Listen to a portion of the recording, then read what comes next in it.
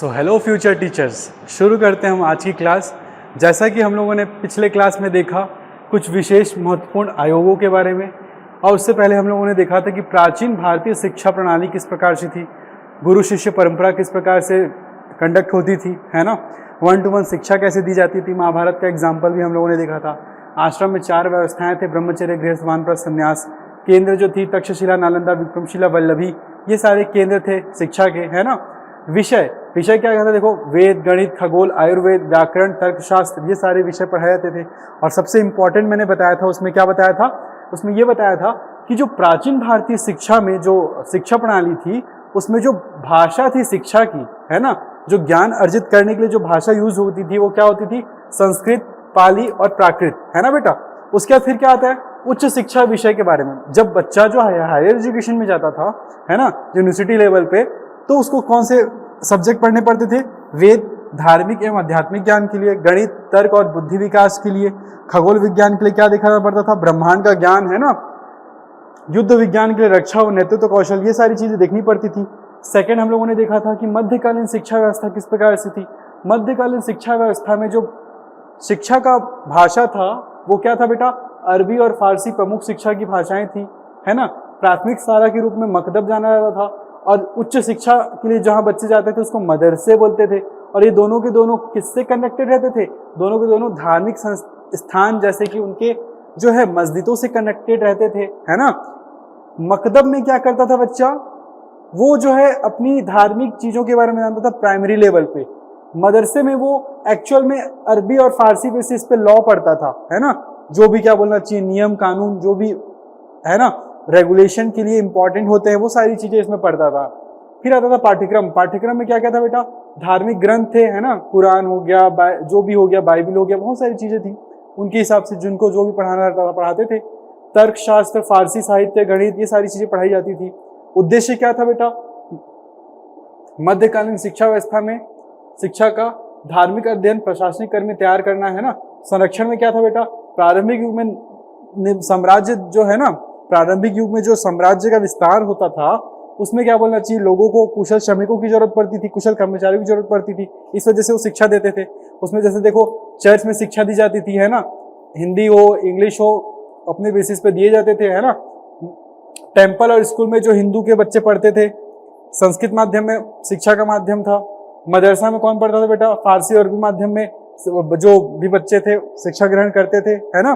फिर हम लोगों ने क्या देखा था, फिर हम लोगों ने देखा था ब्रिटिश कालीन शिक्षा आयोग एवं समितियां, है ना। इसमें क्या दिखा था, सबसे पहले मैकाले का मिनट 1835 में आया था, फिर वुड डिस्पैच 1854 में, फिर हंटर आयोग आया था 1882 में। मैकाले ने क्या बोला था, अंग्रेजी शिक्षा को बढ़ावा देने के लिए उसने क्या किया था, उसकी सिफारिशी थी अंग्रेजी को शिक्षा का माध्यम बनाना, भारतीयों को अंग्रेजी शिक्षा वाला वर्ग बनाना। आशा करता हूं कि आप लोग जो है पहले से रिवाइज करके इस क्लास को देख रहे हैं बेटा, है ना।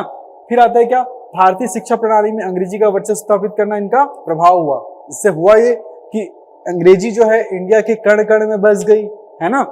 फिर आता है देखो 1854 वुड्स डिस्पैच में शिक्षा प्रणाली को पुनर्निर्माण किया। इसने बोला अंग्रेजी शिक्षा बढ़ाओ, लेकिन पढ़ा क्या रहे हो ये भी ध्यान देना, ये भी ध्यान दो। तो जो पूरे 19 साल थे, है ना, इस 19 साल में इसने देखा कि क्या क्या चेंजेस हुए।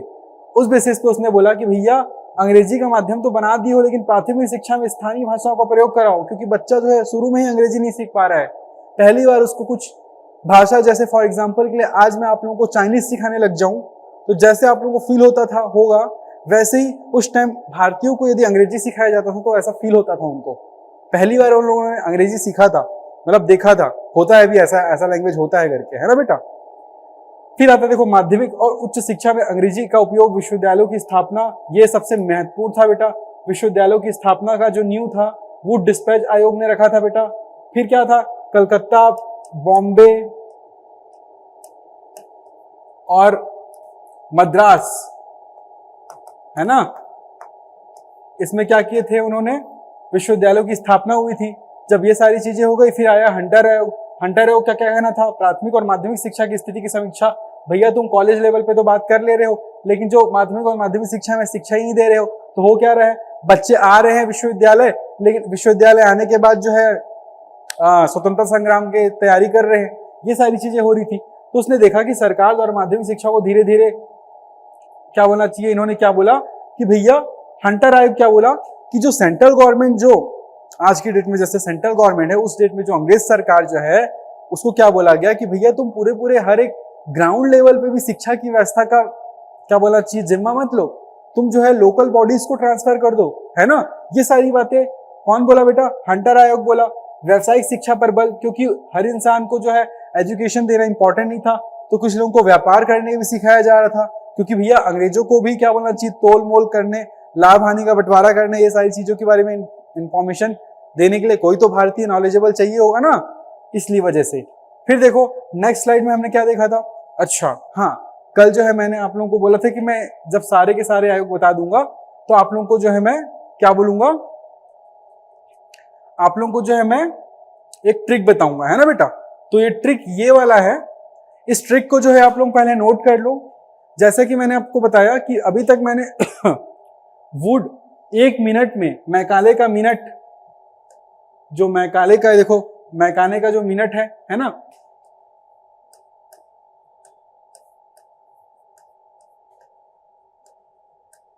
मिनट आयोग सबसे पहले हम लोगों ने देखा था, है ना। तो मिनट आयोग कहां से बेटा? मैं मिनट्स 1 मिनट में वुड और हंटर की हार से आयोग ने सैडलर को हार्टोग व सप्रू के साथ सार्जेंट बनाया। बेटा ये लाइन यदि आपको याद हो जाएगी तो ब्रिटिश कालीन जो आयोग थे, है ना, ब्रिटिश कालीन जो शिक्षा आयोग है, क्या बोलते समितियां थी, उनके नाम याद हो जाएंगे। तो सबसे पहले क्या था बेटा? मैकाले का मिनट। फिर क्या था बेटा? वुड सेटलर, है ना। उसके बाद फिर क्या था? हंटर आयोग था। हंटर आयोग के बाद कि हार से बोलने से क्या होगा बेटा? हार्टोग समिति जो थी, है ना, हार्टोग। फिर आयोग से आयोग बोलने से बेटा सप्रू आयोग जो था, है ना। हार से आयोग ने सैडलर से सैडलर समिति हो गया। फिर आता है हार्टोग, जो मैंने आप लोगों को अभी आज में हम लोग डिस्कस करने वाले हैं। कहां से डिस्कस करेंगे हम लोग बेटा? हार्टोग और सप्रू से हम लोग आज डिस्कस करने वाले हैं, ठीक है। तो सबसे पहले आप लोग या तो ऑनलाइन देखें तो इसको स्क्रीनशॉट ले लीजिए, फिर मैं आगे आप लोगों को क्या बोलना चाहिए सारी चीजें बताऊंगा, ठीक है। तो आप लोग इसको प्रॉपर, मैं मान रहा हूं कि आप लोगों ने इसका स्क्रीनशॉट ले लिया है और अपने कॉपी में भी उतार लिया है। तो चलो भाई आगे बढ़ते हैं। तो भैया आगे क्या है देखो, विश्वविद्यालय आयोग। विश्वविद्यालय आयोग में क्या था बेटा, है ना, विश्वविद्यालय की स्थापना हुई थी, कल हम लोगों ने बात किया था। उसकी मुख्य सिफारिशें क्या थी? विद्यालय प्रशासन का पुनर्गठन और पाठ्यक्रम और परीक्षा प्रणाली में सुधार। भैया 1902 आ चुका था। अंग्रेज जो है कुल मिला के 100 साल शासन करने के 150 साल शासन कर चुके थे। उन्होंने देखा कि कोई भी युवा जो है ढंग से पढ़ ही नहीं रहे, तो विश्वविद्यालय प्रशासन का पुनर्गठन विश्वविद्यालय आयोग ने किया। इसी के बेसिस पे 1904 का भारतीय विश्वविद्यालय अधिनियम पारित हुआ, जिसमें यह बोला गया कि हर एक विश्वविद्यालय में जो है प्रॉपर जो है एजुकेशन के लिए जो है एक क्वालिफाइड टीचर्स की स्थापना की जाए, है ना, क्वालिफाइड टीचर को नियुक्त की जाए। ये सारी चीजें बोली गई। फिर आता है बेटा सैडलर आयोग। सैडलर आयोग किस लिए बनाया गया? कोलकाता विश्वविद्यालय की स्थिति की जांच करने के लिए बनाया गया था, लेकिन सैडलर आयोग ने पूरे ऑल ओवर द इंडिया में जितने भी यूनिवर्सिटी थे उन सब के ऊपर रिसर्च कर डाला और उन्होंने क्या की, सिफारिशें प्रस्तुत की कि इंटरमीडिएट कॉलेजों की स्थापना करो, माध्यमिक और उच्च शिक्षा के बीच समन्वय स्थापित करो। यही बोला गया कि इंटरमीडिएट बोलने से पहले क्या था, 10th तक क्लास ले लिया जाता था, 10th तक पढ़ने के बाद बहुत है बोलते थे पढ़ने के लिए, है ना। लेकिन उन्होंने क्या बोला, सैडलर आयोग ने बोला कि भैया इंटरनेट कॉलेजों की स्थापना की जाए। इंटरमीडिएट मतलब 11th-12th, जो 11th-12th है आज की डेट में, उसको इंटरमीडिएट कॉलेजों की स्थापना की जाए। वो भी कॉलेज में थे पहले, और आज की डेट में कई स्टेट में भी कॉलेज में पढ़ाए जाते हैं 11th-12th, जैसे कि उड़ीसा हो गया। वहां पे 10th के बाद बच्चे जो है सीधा कॉलेज जाते हैं, वहां वो 11th-12th पढ़ते हैं, फिर अपना 3 ईयर ग्रेजुएशन प्रोग्राम करते हैं। तो ये जो चीज थी ये यहां से स्टार्ट हुई थी, है ना। +2 प्रणाली की न्यू रखी। 10 तो पढ़ते ही थे, 10+2 आप लोगों के मार्कशीट में, 12th के मार्कशीट में लिखा होगा, देखना 10+2, है ना। तो ये 10+2 कहां से आ रहा है बेटा? 1917 से लिखा आ रहा है मार्कशीट में, ठीक है। तब जाके तो आज की डेट में न्यू एजुकेशन पॉलिसी आई है एनईपी 2020 के बेसिस पे, है ना। एनईपी 2020 नेशनल एजुकेशन पॉलिसी, है ना। इसके बेसिस पे ही तो क्या बोलना चाहिए, 10+2+2+3 वाला सिस्टम लागू किया गया है ना बेटा। फिर आता है क्या, माध्यमिक और उच्च शिक्षा की भी समन्वय, क्योंकि देखो माध्यमिक शिक्षा में ही बच्चे को प्रॉपर एजुकेशन नहीं मिल रहा है तो उच्च शिक्षा में कैसे परफॉर्म करेगा, सिंपल सी बात है ना। जिस बच्चे का 9th में बेस क्लियर नहीं है वो 10th में जाके फेल होता ही होता है। आप लोगों का बेसिक सा एक कॉमन सा चीज है, एक्सेप्शंस आर ऑलवेज देयर, है ना बेटा, ये सारी चीजें हैं। फिर आता था बेटा हार्टोग समिति। हार्टोग समिति का भाई बेटा 1929, इसके बारे में मैंने आपको ये भी बताया था कि जो आप लोग जो बीएड एजुकेशन प्रोग्राम पढ़ते हो, बीएड और डीएलएड करते हो, है ना, बीएड और डीएलएड करते हो, वो जो है हार्टोग समिति की देन है। इसी ने बोला कि भैया शिक्षकों का प्रशिक्षण में सुधार करो, पाठ्यक्रम में विविधता लाओ, व्यवसायिक शिक्षा पर बल दो, है ना, हर किसी को डॉक्टर इंजीनियर नहीं बनाने का, किसी किसी को क्या बोलना चाहिए, व्यवसायिक शिक्षा भी दी जाएगी, है ना, व्यवसाय करने के लिए प्रेरित किया जाएगा, है ना। फिर आता क्या, इसका प्रभाव क्या हुआ भारतीय विश्वविद्यालय पर, शिक्षा की गुणवत्ता में ध्यान केंद्रित हुआ, है ना, लेकिन सिफारिशें पूरी तरह से लागू नहीं हो पाई। क्यों लागू नहीं हो पाई बेटा, क्योंकि 1929 में जब हार्टोग समिति था ना बेटा, तो उस टाइम जो है मंदी आई थी हमारे इंडिया में, मंदी आई थी, क्लियर है, मंदी आई थी, तो फिर क्या बोलना चाहिए, प्रॉपर जो है उनकी सरकारों ने प्रॉपर रिस्पॉन्स नहीं किया, इन्होंने तो अपनी सिफारिशें रखी, विश्वविद्यालय पर प्रभाव क्या हुआ, प्रभाव कुछ नहीं हो पाया। लेकिन इस बात को ध्यान में रख के आगे जब कोई आएगा तो वो जो है क्या करेगा, इसके बारे में प्रॉपर बात करेगा, है ना। जैसे विश्वविद्यालय सैडलर आयोग हार्टोग समिति में मैंने कुछ और भी लिखा हुआ था, ये same to same slide repeat हो गई है, ठीक है। अब आते हैं हम लोग क्या, आज जो हम पढ़ने वाले हैं वो हम लोग क्या पढ़ने वाले, सदर समिति या सप्रू, सदर या सप्रू बोलते हैं। जो आप लोगों के जो स्टार्टिंग में जो मैंने आप लोगों को ये एक ट्रिक बताई थी ना, है ना, सप्रू या सडर समिति, सप्रू या सडर, ये चीज पढ़ रहे हैं। आज हम यहां सप्रू से स्टार्ट करने वाले हैं। अभी तक हम लोगों ने क्या देख लिया बेटा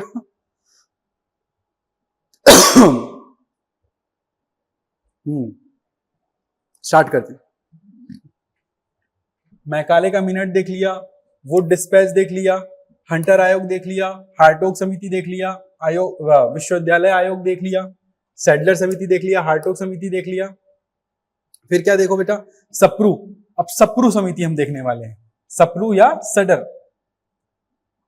अब देखो सप्रू या सडर समिति, ये समिति आई बेटा 1934 में, है ना, जिसका मुख्य उद्देश्य क्या था, ब्रिटिश नीतियों के प्रभाव की जांच करना, है ना बेटा, ब्रिटिश नीतियों के प्रभाव की जांच करना। जब 1930 की दशक में बेटा, है ना, वैश्विक आर्थिक मंदी आई, जैसे मैंने पिछले साइड में आप लोगों को बताया था, है ना, 1930 की दशक में जब आर्थिक मंदी आई तो भारत में शिक्षित बेरोजगार, एजुकेटेड अनएम्प्लॉयड, है ना, एजुकेटेड अनएम्प्लॉयमेंट बढ़ने लग गई, है ना, बहुत तेजी से बढ़ी। तो उससे हुआ क्या बेटा, जो उत्तर प्रदेश की थे, उत्तर प्रदेश जैसे बड़े बड़े जो राज्य थे, उन्होंने क्या किया बेटा, उन्होंने, सरकार ने बेरोजगारी के कारण जो शिक्षा प्रणाली में खामियां की जांच की, है ना, और फिर सप्रू समिति ने क्या बोलना चाहिए, अपनी क्या बोलना चाहिए, एक रिपोर्ट बनाई, है ना, किसकी अध्यक्षता में बेटा, सर तेज बहादुर सप्रू। सप्रू समिति जो थी वो किसकी थी, जिसके अध्यक्ष थे सर तेज बहादुर सप्रू।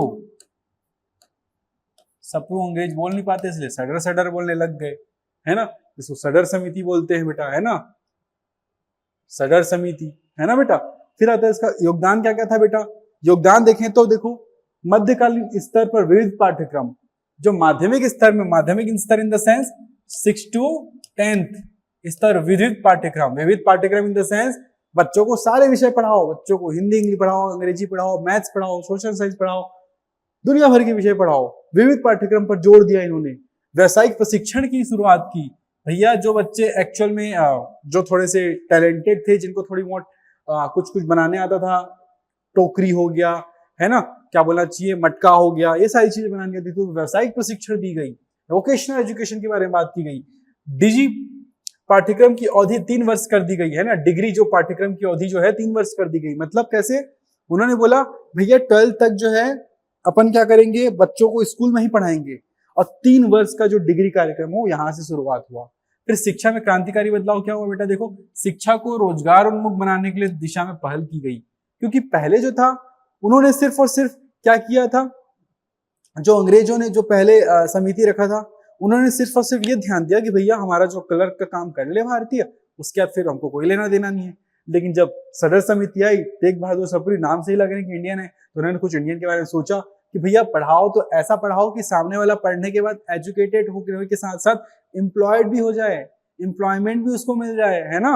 अनएम्प्लॉयड है कि क्या करेगा, पढ़ लिया तो एजुकेटेड, अनएम्प्लॉयमेंट बढ़ने लग जाएगी, है ना। ये सारी चीजें थी बेटा, है ना। अब देखो इन्होंने क्या बोला, माध्यमिक स्तर पर विविध पाठ्यक्रम चलाने के लिए बोला, ठीक है।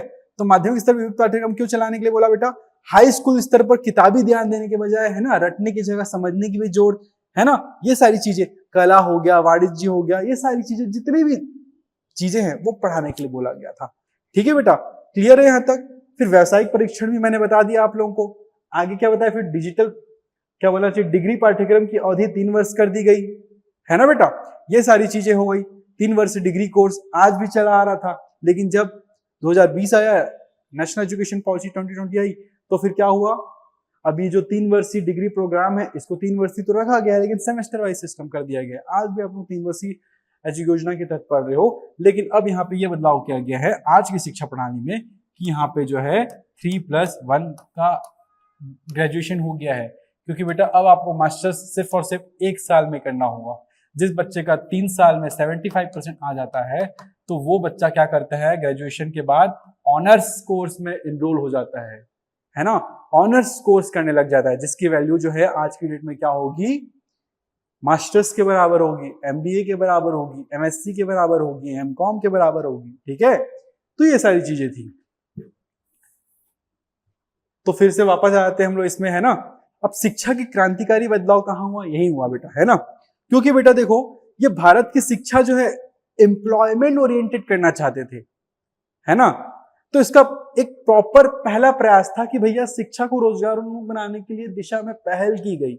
स्टार्टिंग में कम से कम किसी ने सोचा तो सही, है ना बेटा। ये सारी चीजें थी। अब आता है बेटा वुड समिति, है ना।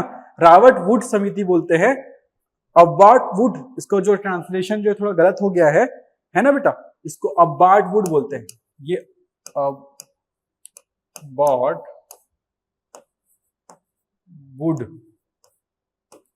समिति, ऐसा आप लोग लिख लीजिएगा। जहां तक मैं स्क्रीन में देख पा रहा हूं कि मैं कुछ लिख रहा हूं, तो आप लोगों को दिख जरूर रहा है, ठीक है। तो अबार्ट वुड समिति में क्या हुआ बेटा, आप बताएंगे बेटा क्या हुआ। अरे पढ़ लो यार, क्या हुआ, पढ़ के बताओ, चलो। हाँ,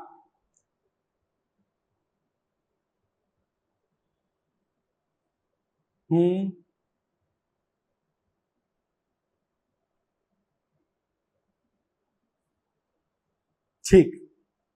तो बेटा जब सदर समिति ने भैया कुछ क्रांतिकारी बात कर दी, तो जब इंग्लैंड में ये बात पता चली, तो जो 2 विशेषज्ञ आए, एक अबार्ट और एक वुड, इन्होंने मिलकर क्या किया, व्यावसायिक शिक्षा पर समीक्षा की कि भैया व्यावसायिक शिक्षा पर क्या समीक्षा की। देखो, जूनियर और सीनियर व्यावसायिक स्कूलों की स्थापना की। व्यावसायिक शिक्षा को समान महत्व दिया गया, जितना बराबर जो है आप लोगों का नॉर्मल एमए का कोर्स होता था, वैसे ही व्यावसायिक शिक्षा को भी समान महत्व देने की बात कही। पॉलिटिक्स संस्थानों की स्थापना दिशा में प्रेरणा मिली इनको, है ना। तो ये सारी चीजें थी।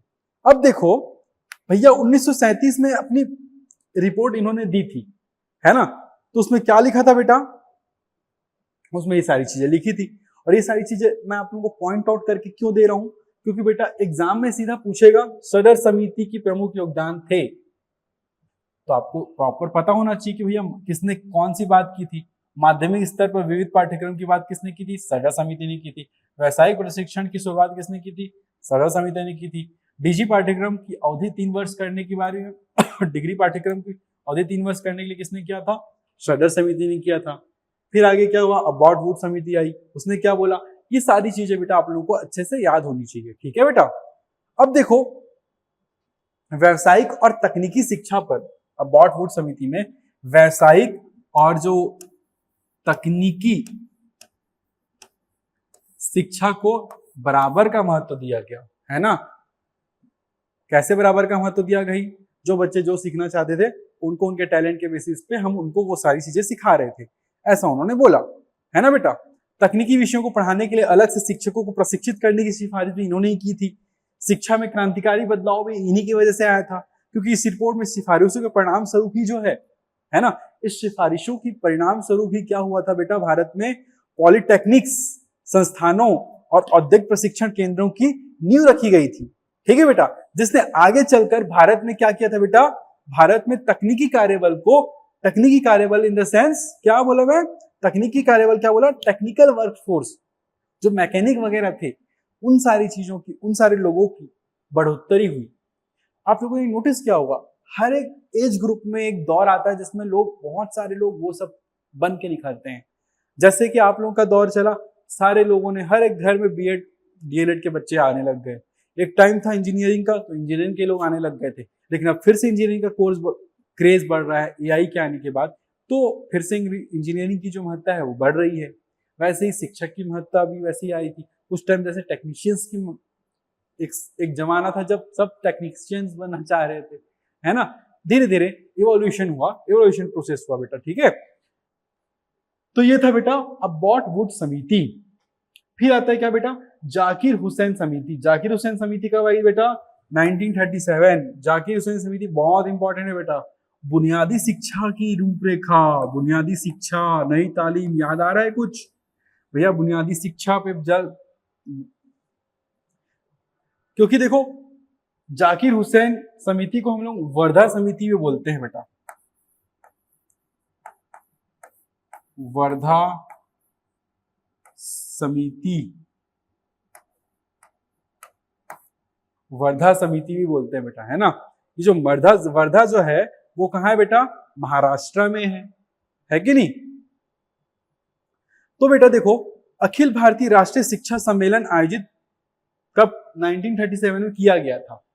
तो इससे हुआ क्या बेटा, जब जाकिर हुसैन समिति बनी तो वर्धा में, जो कि महाराष्ट्र में स्थित है, वहां पे अखिल भारतीय आयोग या अखिल भारतीय समिति का गठन किया गया था, जिसकी अध्यक्षता जो है महात्मा गांधी ने की थी।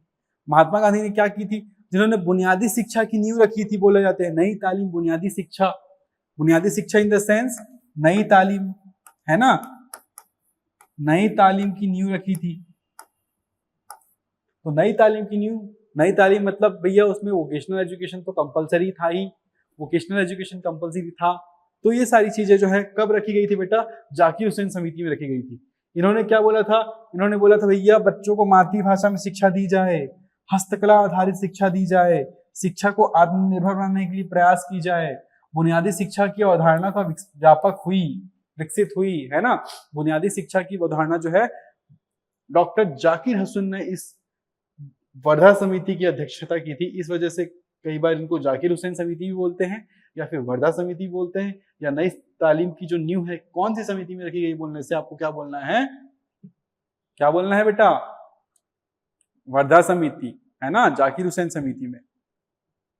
अब देखो वर्धा समिति ने सबसे बड़ा योगदान क्या किया था, उन्होंने क्या किया था कि भारत के ग्रामीण और शहरी बच्चों के चरित्र निर्माण और स्वावलंबन जो चीजें हैं, है ना, स्वावलंबन पर आधारित राष्ट्रीय शिक्षा की रूपरेखा तैयार की थी, जिसमें 7 से 14 वर्ष तक के सभी बच्चों को निःशुल्क और अनिवार्य शिक्षा की बात की गई थी।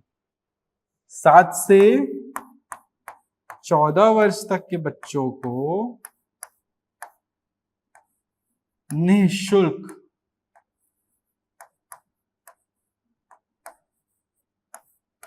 एंड अनिवार्य शिक्षा,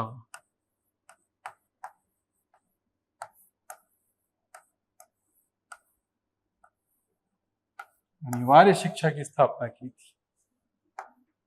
ठीक है बेटा।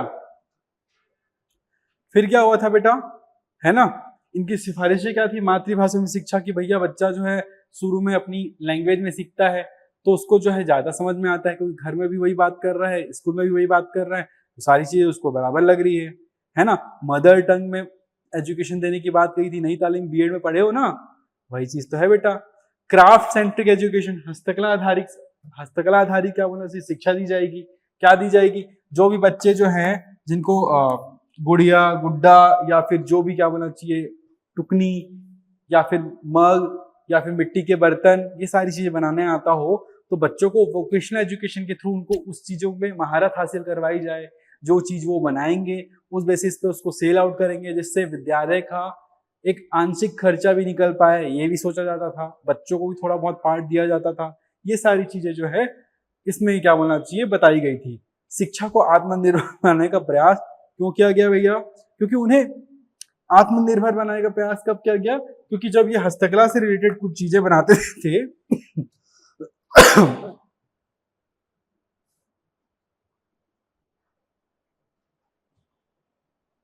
ठीक, फिर से स्टार्ट करते हैं।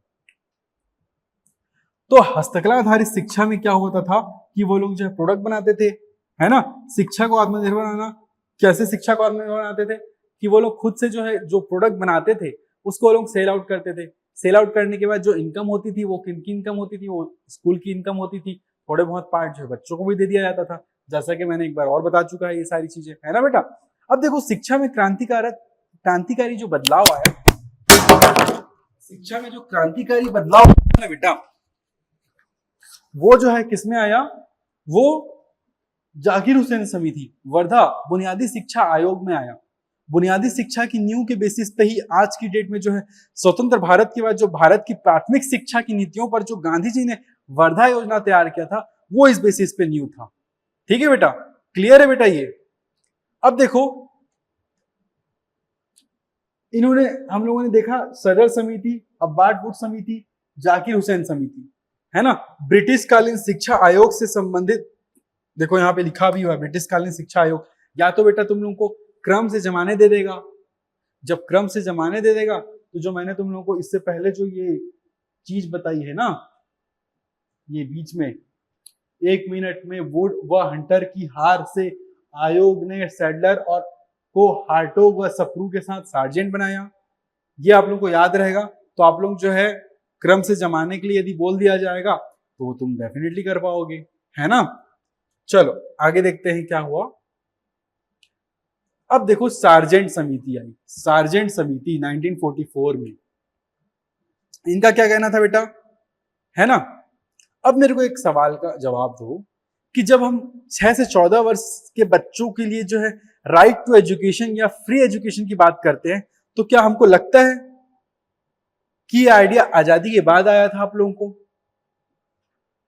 सिंपल सा मैं पूछ रहा हूं कि जो हम लोग आज जो है 6 से 14 वर्ष तक के बच्चों को जो free education, free and compulsory education की बात करते हैं, है ना, क्या वो चीज हम लोग आजादी के बाद हमने खुद सोचा या फिर आजादी के पहले भी इसकी नींव रखी गई थी? अच्छा, आजादी के पहले भी रखी गई थी आप ये बोल रहे हैं? वो बेटा बोल रहे हैं कि नहीं नहीं सर, हम तो आजाद होने के बाद ही फ्री एजुकेशन दे पा रहे। तो बेटा पहले भी तो फ्री एजुकेशन दिया जा रहा था, है ना। चल, तो उसी बात कर रहा हूं बेटा, है ना। आज जो हमारी क्या बोलना चाहिए जो शिक्षा पद्धति है जिसमें 6 से 14 वर्ष के बच्चों को फ्री एजुकेशन की बात कही गई है, वो जो है सार्जेंट समिति में रखी गई थी बेटा। शिक्षा प्रणाली में व्यापक सुधार किया गया था, है ना। फ्री एंड कंपलसरी एजुकेशन, सब पढ़े सब बढ़े, ये बच्चों को तो पहचानती होगी, एकदम ट्रेडमार्क वाले बच्चे हैं, है ना। अब देखो यहाँ पे सार्जेंट समिति 1944 लिखा है, देखो यहाँ पे सार्जेंट समिति बनी हुई है, इसमें इंडियंस भी हैं, फॉरेनर्स भी हैं। और क्या समिति बना रहे हैं लोग बेटा? ये लोग बना रहे हैं, क्या लिखे हैं, क्या बोल रहे हैं? इन्होंने बोला क्या कि भैया जब 6 से 14 वर्ष तक के बच्चों के लिए तुम फ्री एंड कंपलसरी एजुकेशन रख रहे हो तो उच्च शिक्षा के लिए 3 वर्षीय डिग्री कार्यक्रम भी रखो, तकनीकी और व्यावसायिक शिक्षा पर बल दो। जो कि पहले किसने बोला था बेटा?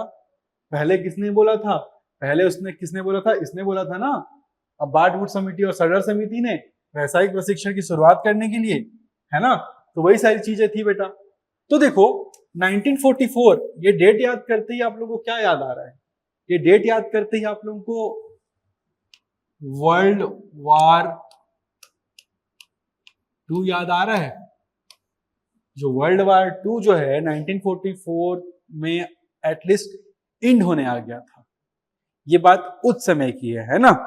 तो ब्रिटिश सरकार को जो है एक्चुअल में समझ में आ गया था कि भैया हम लोग इंडिया को ज्यादा दिन तक गुलाम नहीं बना पाएंगे, है ना।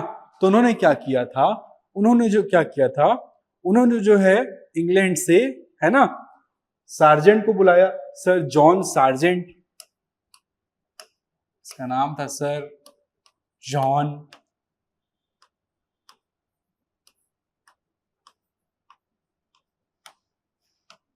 सार्जेंट, है ना। इनको बुलाया गया और इनको क्या बोला गया कि भैया आज की डेट में जो इंडिया में शिक्षा पद्धति चल रही है वो बिल्कुल भी क्वालिटी वाली नहीं है। आपको क्या करना है, आपको जो है एक आजाद भारत के लिए, है ना, आजाद भारत से ठीक पहले के लिए, मतलब 1944 में हमारा देश आजाद नहीं हुआ था, 1947 में हमारा देश आजाद हुआ था, तो भैया 1944 से नेक्स्ट 40 ईयर के लिए तुमको प्रॉपर एजुकेशन प्लान बनाना है करके सर जॉन सार्जेंट को बुलाया गया था, है ना। तो उन्होंने जो है प्रॉपर जो है एक रूपरेखा प्रस्तुत की कि हम जो इतने से इतने साल के बच्चों को फ्री एंड कंपलसरी एजुकेशन देंगे, है ना। और उन्होंने क्या बोलना चाहिए, उन्होंने ये भी बोला कि भैया अंग्रेजों की नीति सिर्फ एक क्लर्क पैदा करने वाली थी, लेकिन जब हम जो शिक्षा पद्धति बनाएंगे वो दफ्तर भी चला सकेंगे, लेकिन 1944 की क्या बोलना चाहिए व्यापक सुधार एजुकेशन के ऊपर जो आया 1944 में, वो क्या था बेटा कि उन्होंने जो है कंप्रेहेंसिव एजुकेशनल रिफॉर्म किया था, व्यापक सुधार करने की बात कही। क्या व्यापक सुधार, कि भैया तुम जो है कॉलेज लेवल पे अच्छा पढ़ा दे रहे हो, माध्यमिक स्तर के अच्छा पढ़ा दे रहे हो, लेकिन प्राथमिक स्तर पे तो तुम बात ही नहीं कर रहे हो। तुमको ये छोटे छोटे बच्चों के बारे में तो तुमको ध्यान ही नहीं दे रहा है, ये तो सिर्फ और सिर्फ तुम्हारे लिए मिट्टी के बराबर है, तुमको समझ में नहीं आ रहा है इनसे क्या करना है ना। तो ये सारी चीजें जो है अपने को इसमें बताया गया। ठीक है बेटा, अब 6 से 14 वर्ष के लिए जो है फ्री एंड कंपलसरी एजुकेशन की बात जब कही गई, है ना, तो ये बात जो है हमारे राइट टू एजुकेशन में भी बोली गई है। राइट टू एजुकेशन 2009 इसमें भी बोली गई है बेटा, है ना। राइट टू एजुकेशन 2009 में भी बोली गई है। फ्री एंड कंपलसरी एजुकेशन जिस बेसिस पे जो है अब तो 18 भी हो गया है, 18 साल तक फ्री एंड कंपलसरी एजुकेशन की बात कर रहे हैं लोग, है ना। तो उच्च शिक्षा के लिए 3 वर्षीय डिग्री का एग्जाम 10+2 तो चलता ही था, 10+2+3, है ना। अब जो 3 है 11-12 बच्चा स्कूल में पढ़ लिया, 3 साल जो है एक्चुअल में हम लोग क्या करेंगे, बच्चे को डिग्री देने के लिए हम जो है विश्वविद्यालय की स्थापना करेंगे, है ना।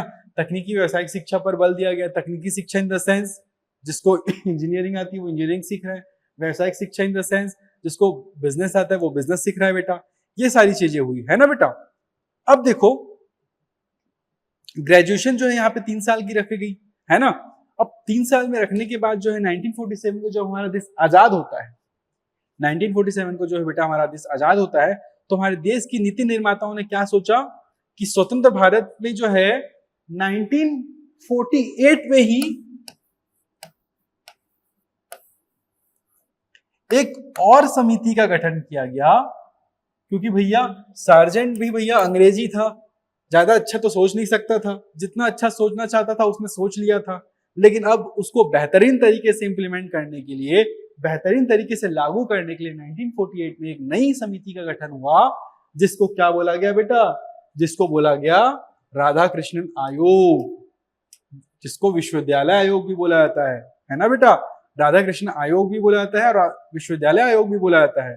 इसकी जो इंपॉर्टेंट बात क्या थी बेटा, इसकी जो इंपॉर्टेंट बात क्या थी कि भैया इन्होंने बोला कि 1947 में जब हमारा देश आजाद हुआ तो सबसे पहला सवाल हमारे नेताओं के सामने क्या आया कि भैया अब भारत के युवाओं को कैसे शिक्षा दी जाए कि वो देश के लिए काम आ सके, है ना। ये सारी चीजें जो है जो देश का भविष्य बदल सके, क्योंकि युवा ही भविष्य, देश का भविष्य है ना। तो इसके लिए जवाब देने के लिए आजाद भारत का पहला शिक्षा आयोग आया। वो आयोग क्या था बेटा, राधा कृष्णन आयोग। क्या आप लोगों को इससे पहले कभी पढ़ा है, इससे पहले राधा कृष्ण आयोग के बारे में पढ़ा है क्या? इसका कोई एक और नाम आप में से कोई जानता है क्या बेटा?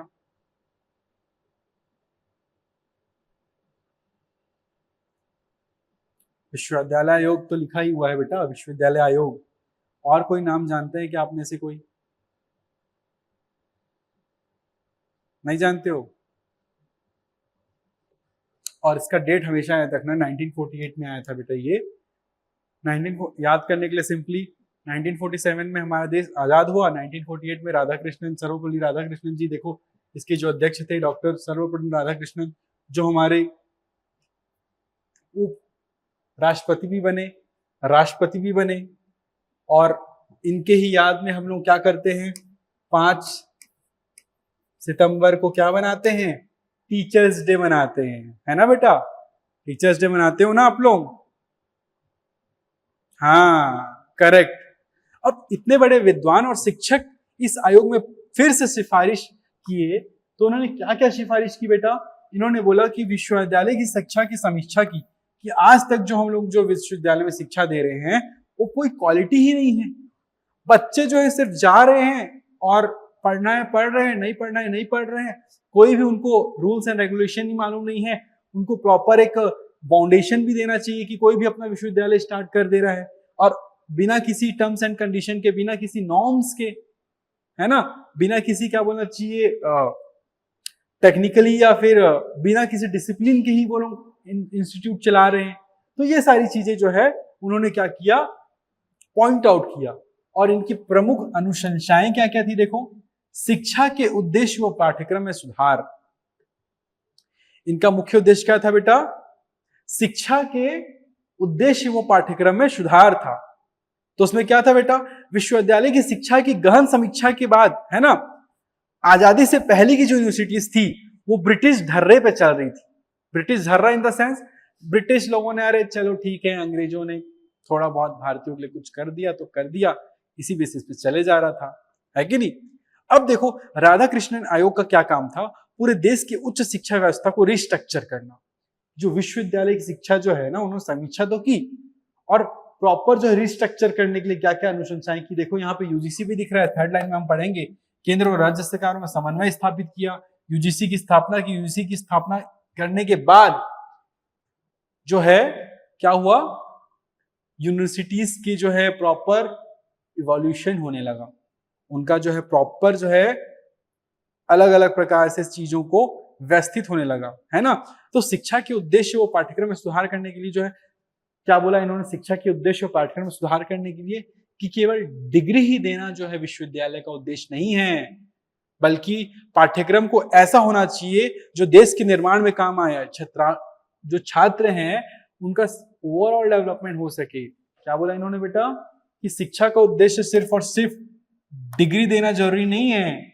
उन्होंने बोला कि पाठ्यक्रम का जो सुधार करके हमको ऐसा पाठ्यक्रम डेवलप करना है जो इंडिया के काम आ सके, जो गवर्नमेंट के बीच जो है क्या बोलना चाहिए, छात्रों का सर्वांगीण विकास कर सके, है ना बेटा। अब केंद्र और राज्य सरकारों के बीच समन्वय कैसे स्थापित किया? शिक्षा को बेहतर चलाने के लिए सेंट्रल स्टेट गवर्नमेंट के बीच तालमेल और कोऑर्डिनेशन बैठाना बहुत जरूरी था। क्योंकि बेटा जब हमारा देश जब आजाद हुआ था, तो भारत जो है ना कई प्रकार के राज्यों में बटा हुआ था, यूनिफॉर्मिटी नहीं थी, जिसमें हमारे जो सरदार वल्लभ भाई पटेल जी हैं उन्होंने प्रॉपर जो है हर एक राज्य से कम्युनिकेट किया, है ना, जिसकी बेसिस पे आज जो है हमारा एक अखंड भारत, है ना, आज की डेट में जो है उसका सपना साकार हुआ था, है ना बेटा। अब यूजीसी की स्थापना करने के बाद जो है बहुत इंपॉर्टेंट है बेटा, यूजीसी की स्थापना का जो अनुशंसा है कौन से आयोग ने किया था? राधाकृष्णन, सर्वपल्ली राधाकृष्णन जी ने जो आयोग स्थापित किया था, राधाकृष्णन आयोग, जिसे विश्वविद्यालय आयोग के नाम से जाना जाता है। यही इंपॉर्टेंट है बेटा, इसी की बेसिस पे ही जो आपकी डेट में जो आज यूनिवर्सिटीज चल रही हैं, है ना, जो आज की डेट में जो आप पढ़ाई कर रहे हैं वो उस बेसिस पे ही कर रहे हैं, राधाकृष्णन आयोग के बेसिस पे। अब देखो क्या था, उच्च शिक्षा के माध्यम से नेतृत्व विकास। उन्होंने क्या बोला? उच्च शिक्षा के माध्यम से नेतृत्व विकास में आजाद भारत को हर क्षेत्र में नए नेताओं की जरूरत होगी, और ये काम कौन करेगा? यूनिवर्सिटीज करेंगे। जो यूनिवर्सिटी में जो एकदम छात्र संघ का इलेक्शन होता है ना, वो इसी बेसिस पे होता है ना बेटा। भारतीय संस्कृति, भाषा, दर्शन, साहित्य आदि में उच्च अध्ययन की व्यवस्था कराई जाएगी, है ना। उन्होंने क्या बोलना चाहिए, कल्चरल के साथ साथ जो है एक्चुअल में किस प्रकार से जो है हमारे बच्चे जो है सांस्कृतिक डेवलपमेंट कर सकें, उनकी भाषा प्रॉपर कम्युनिकेशन हो अच्छे से, है ना, उनका जो फिलोसॉफिकल पर्सपेक्टिव है वो अच्छे से हो, साहित्यिक जो परिदर्शन है वो सारी चीजें अच्छे से हो, इस बेसिस पे इन्होंने प्रॉपर अनुशंसाएं रखी और उस बेसिस पे उन्होंने प्लान भी बनाया।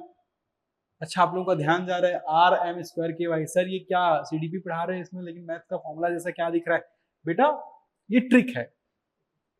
अभी जो मैं आप लोगों को 5 आयोग बताने वाला हूं उसको कैसे याद करना है उसका एक ट्रिक है। तो सबसे पहले देखो, पहला आयोग क्या था? पहला आर जो था बेटा वो क्या था? पहला आर राधा कृष्णन आयोग का आर था। ठीक है बेटा, तो ये पहला आयोग क्लियर हुआ बेटा सबको? पहला आयोग क्लियर हुआ।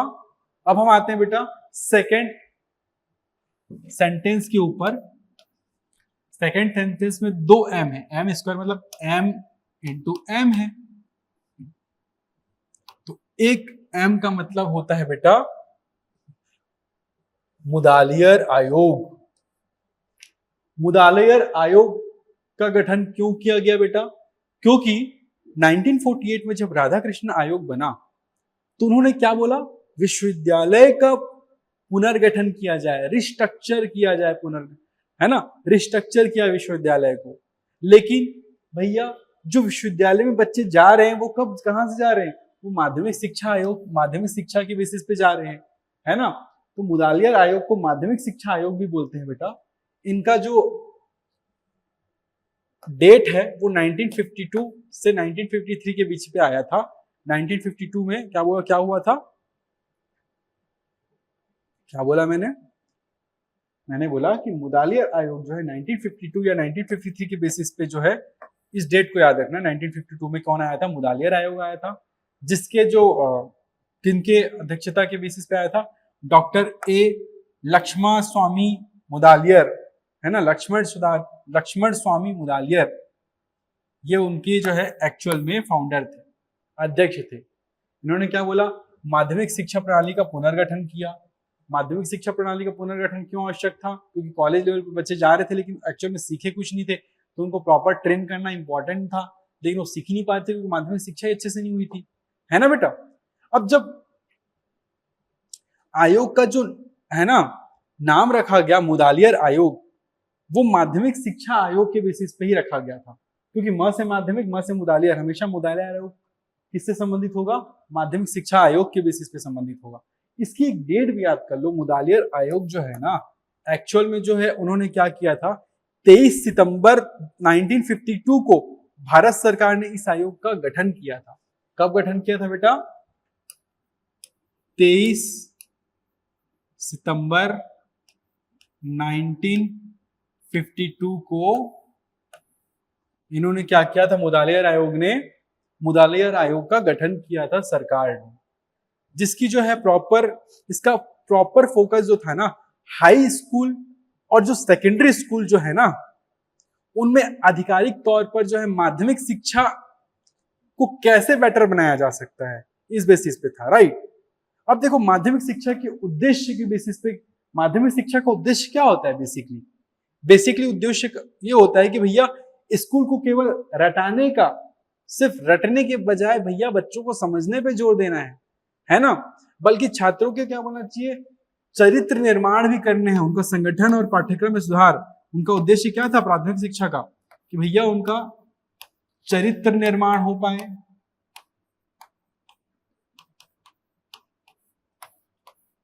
और उनका जो है शिक्षा जो है बिना रटे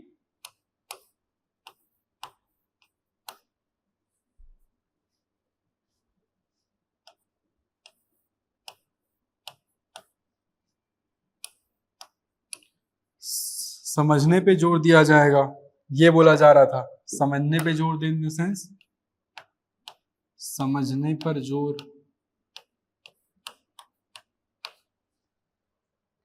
मुदालियर आयोग को क्या कहना था? कि माध्यमिक शिक्षा को हम प्रॉपर पुनर्गठन कर रहे हैं, जिसमें जो है बच्चों की माध्यमिक शिक्षा में उनके चरित्र निर्माण पे जोर देंगे और उनको रटने के बजाय समझने पे जोर देंगे, ताकि बच्चे जो है एक्चुअल में कॉन्सेप्ट बेसिस पे आगे बढ़ पाए, राइट। प्राथमिक, माध्यमिक और उच्च शिक्षा के बीच संबंध स्थापित कैसे करना है, ये इन्होंने बताया कि भैया प्राइमरी स्कूल, हाई स्कूल और कॉलेज की पढ़ाई के बीच एक प्रॉपर लिंक होना चाहिए, ताकि बच्चा जब एक बेस लेवल से एडवांस लेवल में जाए तो वो डॉट्स को कनेक्ट करते हुए जा पाए। इन द सेंस जो प्राइमरी में पढ़ा उसका एडवांस लेवल सेकेंडरी में पढ़ रहा है, उसका फिर एडवांस लेवल जो है थर्ड क्लास में पढ़ रहा है, तो उस बेसिस पे जो है बच्चा का क्या होगा, बेस जो है, किसी बच्चे को कॉलेज में जाने के बाद जो है बेसिक से नहीं बताया जाता, राइट, बेसिक से कहीं कहीं बताया जाता है, बट ये मान के चला जाता है विश्वविद्यालयों में कि भैया जो बच्चा है वो 10th से लेकर 12th तक अपना सारा बेसिक क्लियर करके आ रहा है, तो आज जब कोई प्रोफेसर सामने बोल रहा है तो उसको सारी चीजें समझ में आनी चाहिए, ये मान्यता रहती है ना। तो इसी मान्यताओं को बरकरार रखने के लिए उन्होंने क्या बोला कि प्राइमरी एजुकेशन पे फोकस करो। जब एक स्तर से दूसरे स्तर पर जाएगा बच्चा तो कोई गैप ही महसूस नहीं करेगा, है ना। उसने ये सारी चीज भी बोली। अब देखो टीचर ट्रेनिंग पर सबसे ज्यादा जोर दिया गया। अब छात्र तो तभी बनोगे ना जब अच्छे छात्र तो तभी बनेंगे ना जब अच्छे शिक्षक होंगे, जो अच्छे शिक्षक आप लोग भी बनने के लिए आए हुए हो, है ना बेटा। तो इसलिए शिक्षकों के आधुनिक तरीकों से पढ़ाने के लिए ट्रेनिंग इंस्टीट्यूट, बीएड या जो डीएलएड का प्रोग्राम होता है, उसको खोलने पे जोर किसने दिया, मुदालियर आयोग ने दिया। 1929 में भी टीचर एजुकेशन की बात कही थी, याद करो किसने कही थी, 1929 में हार्टोग समिति ने कही थी, भूल गए, बोला था ना बेटा आप लोगों को याद करके आने के लिए, तो क्यों नहीं देख रहे हो आप लोग। ये सारी समितियां जो है बहुत इंपॉर्टेंट है, यहां से याद रख लो कि तुमको तुम्हारे टीचरशिप के एग्जाम में यहां से डायरेक्ट क्वेश्चन देखने को मिलेगा। मुदालियर आयोग बहुत ज्यादा संबंधित है बेटा माध्यमिक शिक्षा से। जो बच्चे 6 to 10 असिस्टेंट टीचर या फिर टीचर बनने के लिए जो रिक्रूटमेंट एग्जाम अभी देने वाले हैं, उसके लिए मुदालियर आयोग बहुत इंपॉर्टेंट है। क्लियर है बेटा, तो आप लोगों को ये चीज ध्यान में रखना है बेटा। अब देखो क्या हो रहा है इसमें, है ना। अब माध्यमिक शिक्षण व प्रशिक्षण में क्या बोल रहे हैं, शिक्षक प्रशिक्षण संस्थान दिया बनाया जाएगा बोल रहे हैं, जिसमें जो है क्या बोला जा रहा है कि भैया बच्चे को जो है शिक्षण प्रशिक्षण का संस्थान कैसे बनाएंगे भैया, टीचर्स को जो है बीएड करवाएंगे, डीएलएड एजुकेशन प्रोग्राम पे करवाएंगे, ये सारी चीजें हम लोग क्या करवाएंगे, शिक्षण प्रशिक्षण संस्थान में हम टीचर को एजुकेट करेंगे। मुदालियर आयोग ने टीचर को एजुकेट करने की बात कही थी। नामा प्रशिक्षकों हेतु 1+2 वर्ष, ये 1+2 वर्ष का जो है शिक्षण प्रशिक्षण प्रोग्राम इन्होंने ही बोला था, है ना। निरंतर आवासीय प्रशिक्षण की सिफारिश भी की थी कि टीचर्स को जो है प्रॉपर हम लोग एक जगह पर बुलाएंगे सारी टीचर्स को और उनको एजुकेट करेंगे, है ना। आज की डेट में तो ऑनलाइन जूम मीटिंग के बेसिस पे भी आजकल ट्रेनिंग हो जाती है, लेकिन पहले क्या था, एक जगह सारे टीचर्स को बुलाया जाता ट्रेनिंग करने के लिए, उस बेसिस पे जो है उनको सारी चीजें सिखाई जाती थी। ठीक है बेटा, क्लियर है बेटा। शिक्षकों को समय समय पर ऐसी ट्रेनिंग देनी चाहिए, ऐसा इसका मानना था बेटा। ठीक है, अब मुदालियर आयोग हो गया बेटा, तो अब हम आते हैं बेटा किसमें, मुदालियर आयोग होने के बाद जो पहला हम लोगों ने क्या देखा था, राधा कृष्णन आयोग, दूसरा एम क्या देखा, मुदालियर आयोग, तीसरा एम हम देखने वाले हैं महिला शिक्षा से संबंधित महिला शिक्षा पर राष्ट्रीय समिति। क्योंकि भैया 1948 में हमने क्या बात कर लिया कि भैया राधा कृष्णन आयोग ने कि भैया हमको जो है विश्वविद्यालय स्तर पे एजुकेशन को सुधारना है, सारे जितने भी क्या बोलना चाहिए इंडिया में विश्वविद्यालय है उनको रिफॉर्म करना है, रिस्ट्रक्चर्ड करना है, ये तो बोल दिया। फिर 1952 में कौन आया बेटा, 1952 में कौन आया, मुदालियर आयोग आया, उसने टीचर ट्रेनिंग की बात करी, माध्यमिक शिक्षा की बात करी, माध्यमिक शिक्षा में बच्चों को कैसे सिखाना है, किस प्रकार से सिखाना है, रटने के बजाय समझने पे जोर देना है, ये सारी बातें की, है ना। अब जब विश्वविद्यालय वाले बच्चों को पकड़ लिया हमने, माध्यमिक शिक्षा के बच्चों को देख लिया, लेकिन अब भी सरकार का ध्यान जब 1958 के आसपास गया कि भैया हमारे देश का विकास तो तभी संभव है जब महिलाएं का एक बड़ा वर्ग अशिक्षित होता जा रहा था, सिर्फ पढ़ाने के लिए पुरुषों को ही आगे कर दिया जाता था। इस बेसिस पे जो है हमारी सरकार ने इस बारे में सोचा, तत्कालीन जो सरकार थी, और उन्होंने महिला शिक्षा पर राष्ट्रीय समिति का गठन किया, जिसकी अध्यक्ष किसे बनाया गया, श्रीमती दुर्गाबाई देशमुख को बनाया गया। इसलिए दुर्गाबाई देशमुख समिति भी बोला जाता है इसे। ठीक है, महिला शिक्षण पर राष्ट्रीय समिति को क्या बोला जाता है, दुर्गाबाई देशमुख समिति भी बोला जाता है। जिनका जो है मुख्य उद्देश्य क्या था बेटा, बालिका और महिला शिक्षा की स्थिति का मूल्यांकन करना। क्योंकि पहले ही मैंने बताया कि भैया बालिका और महिलाओं की स्थिति को जो है सुधारने के लिए, क्योंकि एक महिला की स्थिति सिर्फ तभी सुधर सकती है जब महिला एजुकेटेड होती है ना। ये बेसिस पे मान्यता थी लोगों की। अब देखो उनकी सिफारिशें क्या थी बेटा। सिफारिशें थी बेटा, लड़के और लड़कियों की शिक्षा में समानता को सर्वोच्च प्राथमिकता। क्योंकि बेटा पहले क्या होता था ना, है ना, पहले क्या होता था कि भैया लड़कियों को घर में रखो, ज्यादा पढ़ेंगी तो वो अपना चलाएंगी, ये सारी चीजें होती थी। इस बेसिस पे जो है लड़के और लड़कियों को बराबर की शिक्षा नहीं दी जाती थी, है ना। इससे होता क्या था, लड़कियां जो है एजुकेशन से पिछड़ जाती थी। सेकेंड लाइन क्या बोला है देखो, मिडिल स्तर तक सह शिक्षा, हाई स्कूल पर अलग अलग शिक्षा, है ना। मिडिल स्तर तक भैया 6वीं से 8वीं या 10वीं तक तो है, साथ साथ पढ़ाओ बच्चों महिलाओं को, या फिर क्लास 8 तक रहता था मिडिल, मतलब मिडिल स्तर इन the sense class 1 to class 8 तक लड़के और लड़कियों को एक साथ पढ़ाया जाता था। जैसे ही बच्चियां क्लास 9 में आती थी तो उनको लिए क्या अलग से एक girls schools, government girls higher secondary school जो तुमने सुना होगा, government boys higher secondary school, ये यहाँ से आया बेटा।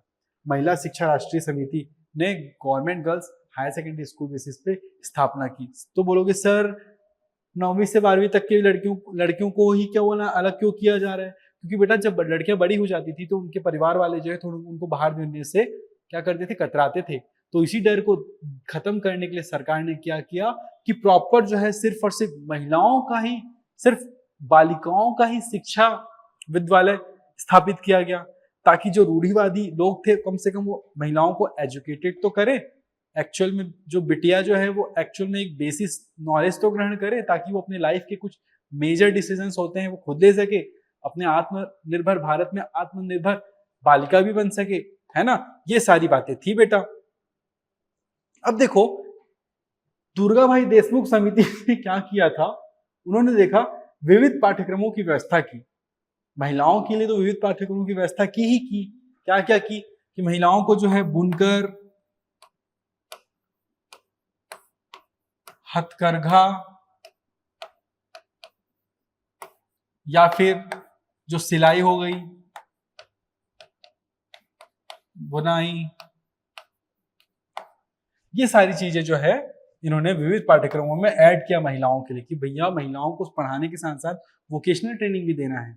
महिलाओं के लिए उच्च शिक्षा, शिक्षण प्रशिक्षण, रोजगार की सुविधा उपलब्ध कराई गई, कि भैया इतना आरक्षण मिलता है बच्चों को, महिलाओं को, ये सारी चीजें भी नोटिस किया गया था बेटा, है ना। दुर्गाबाई देशमुख जी ने केवल एक स्वतंत्रता सेनानी नहीं थी बेटा। एक्चुअल में दुर्गाबाई देशमुख कौन थी? वो एक्चुअल में जो है एक सामाजिक कार्यकर्ता थी। भारत में उन्होंने एक योजना आयोग की प्रमुख सदस्य भी रही। तो उन्होंने महिलाओं के अधिकारों और शिक्षा के लिए प्रॉपर अपनी एक लाइफ का बहुत बड़ा एज सैक्रिफाइस किया है, सिर्फ और सिर्फ इसलिए कि मेरे देश की महिलाएं जो हैं पढ़ाई कर सके, है ना बेटा। अब आते हैं हम इस समिति की सबसे क्रांतिकारी महत्वपूर्ण सिफारिश के ऊपर। उन्होंने क्या बोला? समानता और पे बल दिया, है ना। और क्या क्या बोला?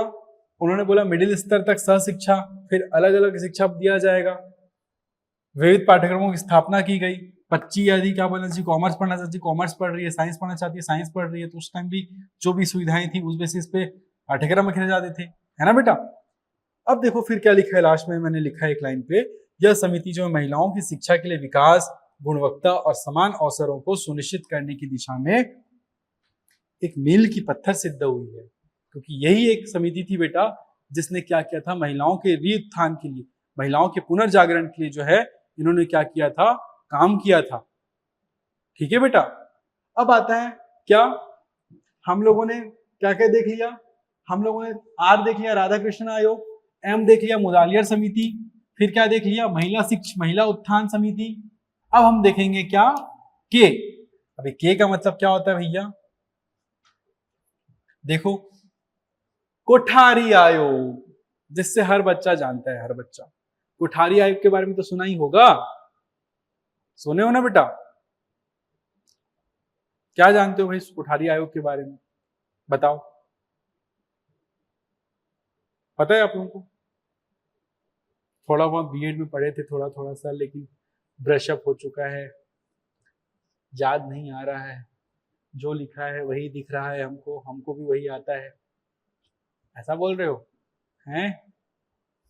अच्छा, तो देखो कोठारी आयोग 1964। अब देखो एक छोटा बच्चा स्कूल जा रहा है, उसकी एज से ज्यादा, मतलब वो कम से कम 10 से 12 किलो का है और 6-7 किलो का उसका बैग है।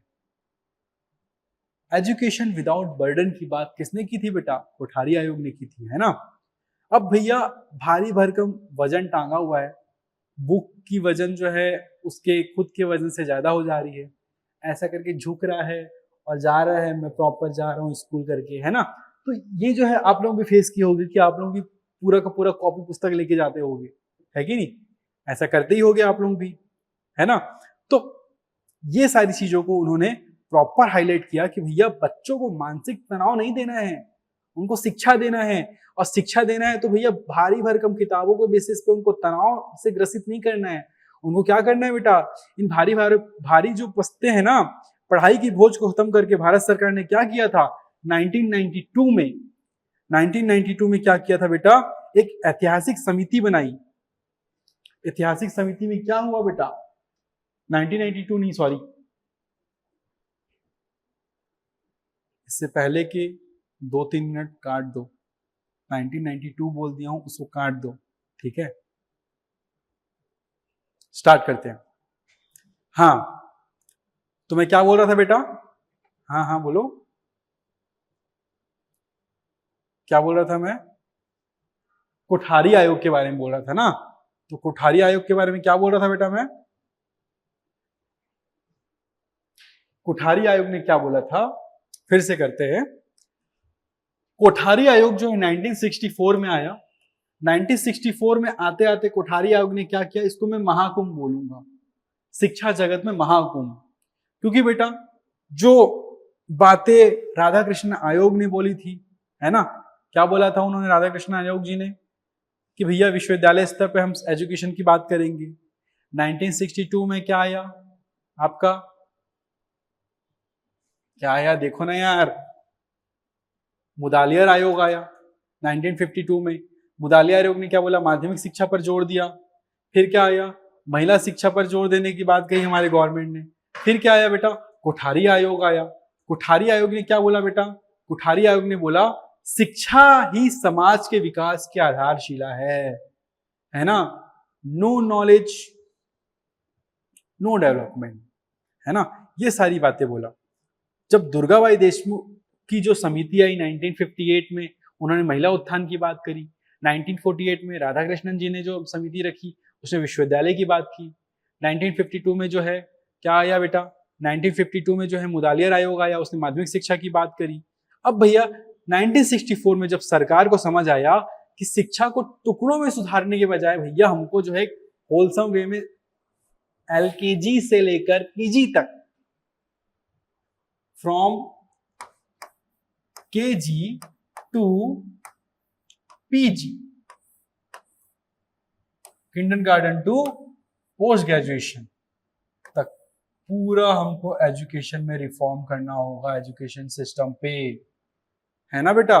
पूरा एजुकेशन सिस्टम पे हमको रिफॉर्म करना होगा, जिसमें क्या बोलना चाहिए, हम ऐसा आयोग बनाएंगे जो कि प्रॉपर जो है केजी से लेकर पीजी तक की सारी बातों को ध्यान में रखते हुए हमारी जो है एक्सपेक्टेशन पे खड़ा उतरे। तो ये वो आयोग था कोठारी आयोग, जिसने सरकार की ये मंशा को फुलफिल किया। कोठारी आयोग ने क्या किया, बच्चे को प्राइमरी लेवल की बेसिस पे जो बच्चा एजुकेशन ले रहा है उस पे क्या पढ़ेगा, आगे जब वो मिडिल में जा रहा है तब क्या पढ़ेगा, 11th में क्या पढ़ेगा, ग्रेजुएशन में क्या पढ़ेगा, क्या करेगा, ये सारी बातें इन्होंने की। अब इन्होंने क्या बोला बेटा, देखो अब देखो नेशनल एजुकेशन कमीशन भी इसको भी बोला जाता है। नेशनल एजुकेशन, कोठारी आयोग को नेशनल एजुकेशन कमीशन की भी संज्ञा दी जाती है। क्यों दी जाती है बेटा? क्योंकि इसका जो स्थापना हुई थी ना वो 14 जुलाई 1964 को हुई थी। डेट याद रखना, मुदालियर आयोग, कोठारी कमीशन, है ना, ये दोनों बहुत इंपॉर्टेंट होते हैं शिक्षा जगत में, तो आप लोग को ये याद रखना है ना। कोई भी देश बिना एजुकेशन के प्रगति नहीं कर सकता, ये इस आयोग का नारा था बेटा, है ना। डॉक्टर DS कोठारी इसके अध्यक्ष थे, है ना। दौलत सिंह कोठारी बोलते हैं जिसको, इनका पूरा नाम क्या है बेटा, दौलत सिंह कोठारी। इन्होंने क्या बोला, प्रसिद्ध से क्या क्या थे भैया, ये प्रसिद्ध शिक्षाविद थे, अर्थशास्त्री थे एवं कोठारी आयोग के अध्यक्ष भी थे, है ना। इन्होंने राष्ट्रीय शिक्षा नीति के तैयार करने की बात कही थी। जो न्यू एजुकेशन पॉलिसी जो आज आप पढ़ रहे हो वो भी इसकी ही देन है बेटा।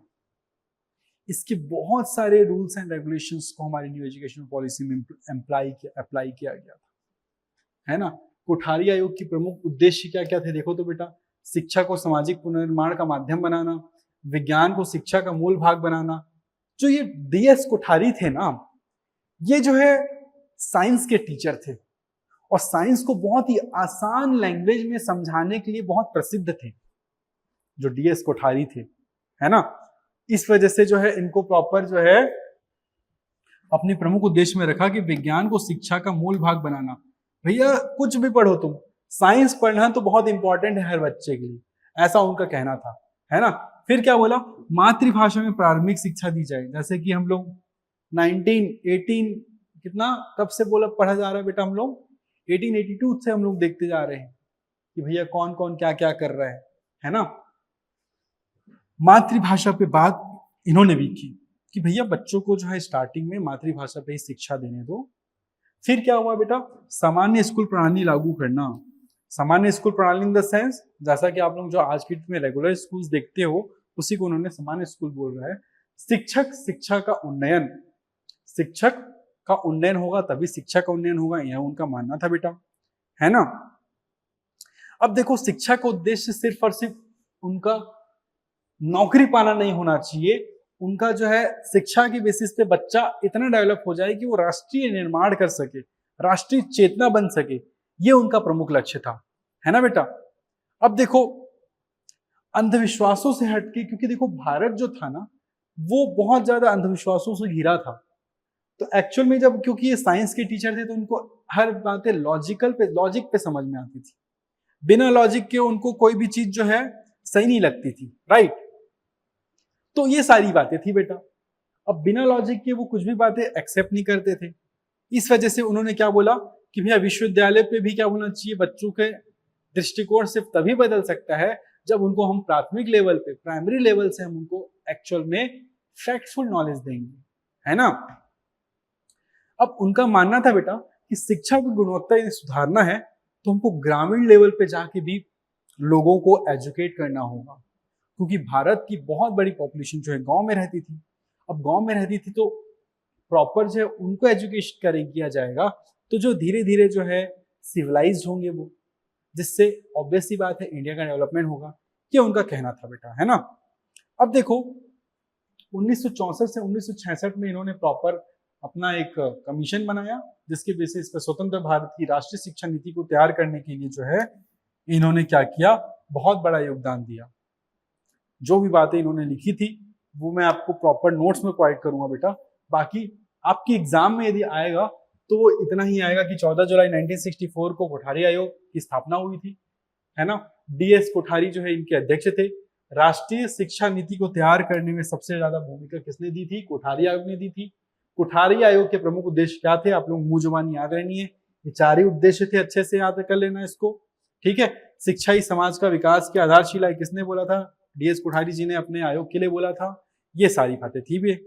अब देखो इन्होंने क्या किया था, 10+2+3 का प्रसिद्ध शिक्षा ढांचा जो है ना वो कोठारी आयोग ने दिया था।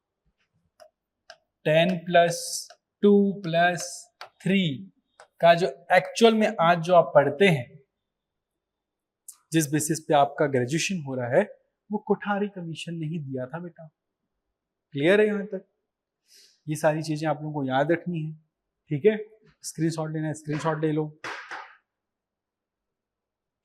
अब आते हैं बेटा हम कहाँ, यशपाल समिति पे। यशपाल समिति मतलब शिक्षा से समाज का उज्जवल भविष्य। इनका भी मानना था कि भैया शिक्षा जो है वह बुनियादी, जैसा भीमराव अम्बेडकर ने बोला है ना कि शिक्षा वह श्रेणी का दूध है जो पिएगा वो दहाड़ेगा, तो इनका भी यही मानना था भैया। यशपाल जी ने, प्रोफेसर यशपाल समिति के अध्यक्ष थे।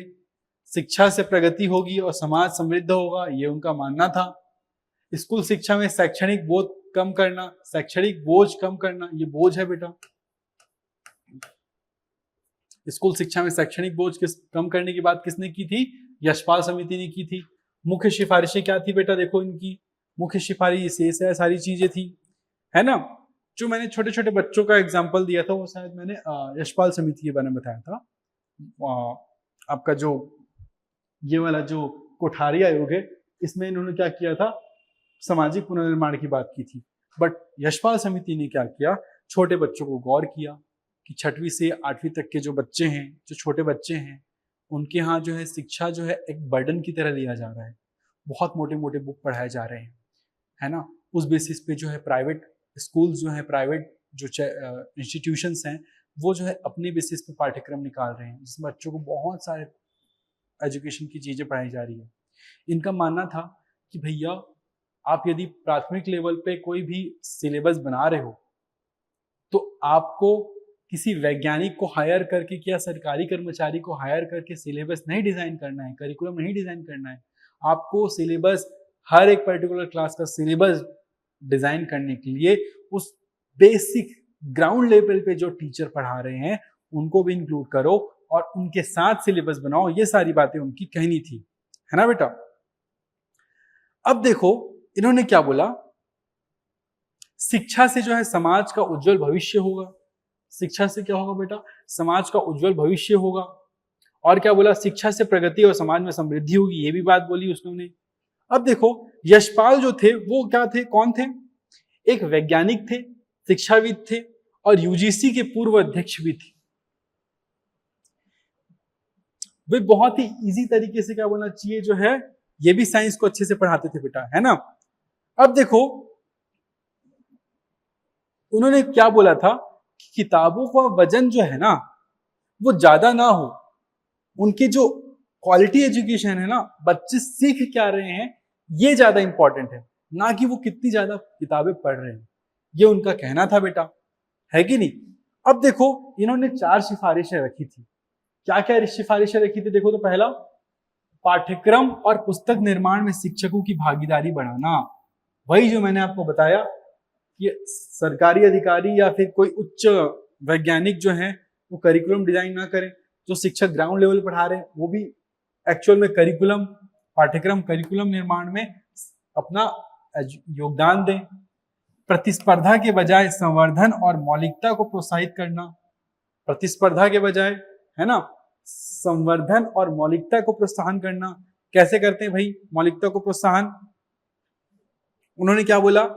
उन्होंने बोला कि भैया छोटे बच्चों को शारीरिक और बौद्धिक विकास को ध्यान में रखने के लिए जो है ना, उनको मौलिक कर्तव्य और मौलिक गुण के बारे में बताया जाना चाहिए। राष्ट्रगान, राष्ट्र गीत का सम्मान करना, है ना, प्रॉपर जो है नेशनलिटी को प्रमोट करने के लिए जो बातें कही जाती है वो सारी चीजें उनको सिखाई जाए।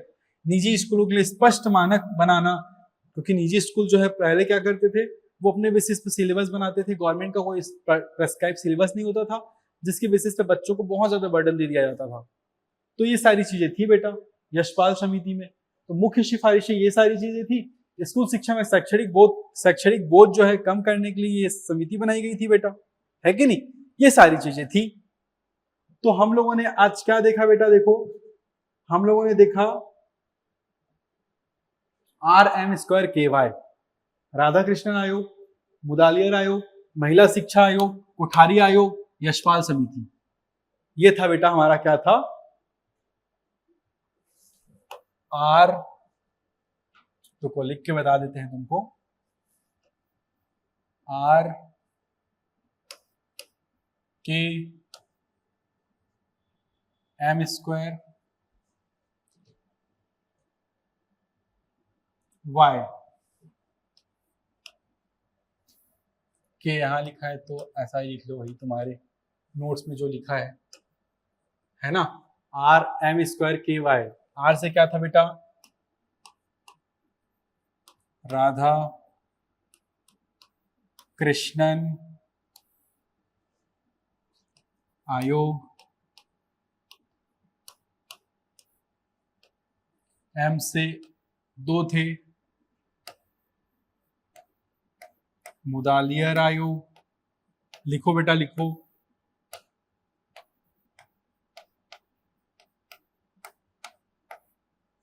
और महिला शिक्षा, है ना। फिर क्या था बेटा, कोठारी आयोग,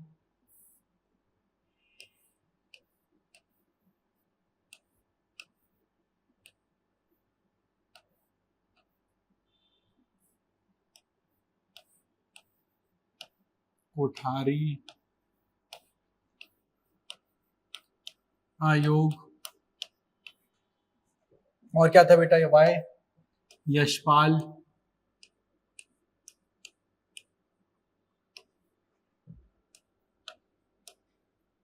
समिति, है ना। राधा कृष्णन का क्या था भैया, 1948 में आई थी। फिर क्या आया था, मुदालियर आयोग 1952 में आई थी। महिला शिक्षा और उत्थान के बारे में कौन बात किया था बेटा, महिला शिक्षा और उत्थान के बारे में कौन बात किया था, बताओ तो मेरे को। कौन सी ईयर में आया था, 1958 में आया था। फिर क्या आया था, कोठारी कमीशन आया था। कोठारी कमीशन कौन से में आया था बेटा, 1964 में। फिर यशपाल समिति कब आई बेटा, 1992 में। क्लियर है बेटा, 1992 में। तो RM²KY, इस बेसिस पे हमने क्या सीखा बेटा, स्वतंत्रता प्राप्ति के बाद जो भारत में शिक्षा आयोग आए, ये उनका था बेटा, ठीक है। स्वतंत्रता प्राप्ति के बाद जो है भारत में शिक्षा प्राप्ति के लिए कौन कौन आया, किस बेसिस पे आया। अच्छा,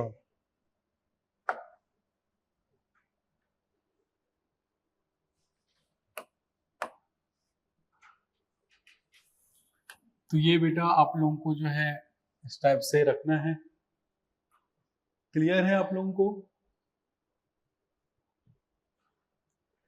RM²KY ये क्या है बेटा, ये है आप लोगों का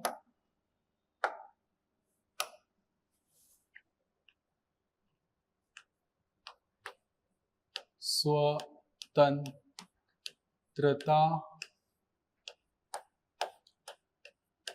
प्राप्ति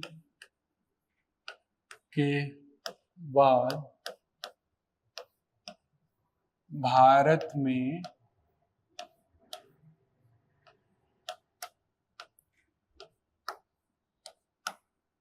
शिक्षा आयोग, ठीक है बेटा। क्लियर है यहां तक। स्वतंत्रता प्राप्ति के बाद भारत में शिक्षा आयोग के लिए क्या याद करना है बेटा आप लोगों को, RM²KY। R से क्या है, राधा कृष्णन आयोग। M से क्या है बेटा, M², 2 M है, मुदालियर आयोग और एक महिला शिक्षा आयोग। K से क्या है बेटा, कोठारी आयोग है। Y से क्या है, यशपाल समिति है। राधा कृष्णन आयोग कब आया, स्वतंत्रता प्राप्ति कब हुई, 1947 में हुई। 1947 के 1948 में राधा कृष्ण आयोग आ गए। राधा कृष्ण आयोग ने क्या बात की थी बेटा, विश्वविद्यालय यूनिवर्सिटी लेवल पे बात की थी उन्होंने, यूनिवर्सिटी के बारे में बात की थी, है ना। विश्वविद्यालय के बारे में बात किया था, विश्वविद्यालय के बारे में कौन बात किया बेटा, राधा कृष्णन आयोग। मुदालियर आयोग, म से मुदालियर, म से क्या हुआ था बेटा, माध्यमिक शिक्षा।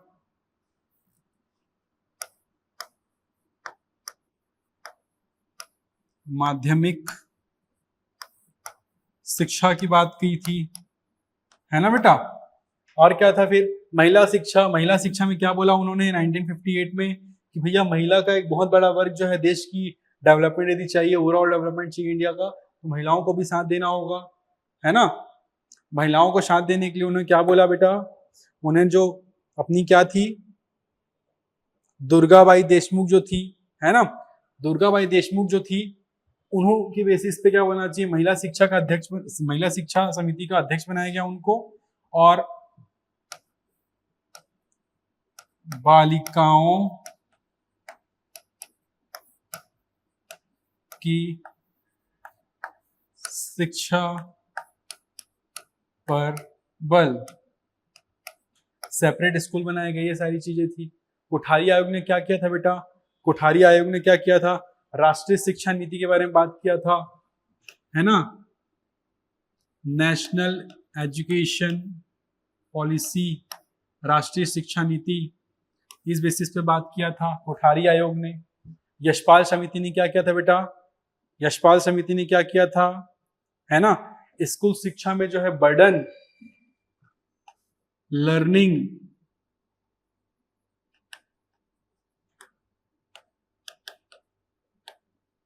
विदाउट बर्डन की बात की थी। तो ये सारी चीजें थी बेटा, देखो, है ना, सारी चीजें जो है आप लोगों को इस प्रकार से फ्लो चार्ट अपने हिसाब से थोड़ा सा अरेंज वे में बनाना है व्हाइट पेपर में, और इस बेसिस पे याद करना है, ठीक है बेटा। तो ये था बेटा, आज मैं आप लोगों की क्लास यहीं तक रख रहा हूं, है ना, और कल जब हम आएंगे तो हम इसको कंप्लीट करेंगे, और जो संविधान संशोधन की बात मैंने की थी वो हम स्टार्ट करेंगे, ठीक है, जो मुख्य संविधान संशोधन हुए थे, जो वनडे एग्जाम में भी आते हैं, आपके शिक्षा एग्जाम में भी पूछे जा सकते हैं, है ना। तो ये सारी चीजें थी बेटा। तो कुल मिला के हम लोग ऑलमोस्ट अपने बेस को क्लियर करने के स्टेज में आ गए हैं। कल जो है हम लोग क्या पढ़ेंगे, कल हम कुछ मुख्य संविधान संशोधन पढ़ेंगे, और कल से ही हम लोग जो है हमारा शिक्षक भर्ती जो कि प्रॉपर बेस रहेगा, जो आप लोगों के अक्टूबर और नवंबर में जो शिक्षा का एग्जाम होने वाला है, उसमें जो हम लोग जो सिलेबस कवर करने वाले हैं, और साथ ही साथ आप लोगों के सितंबर में जो सीटेट होने वाला है उसका भी हम कोर्स स्टार्ट करेंगे, ठीक है। तो all the best, thank you so much, bye.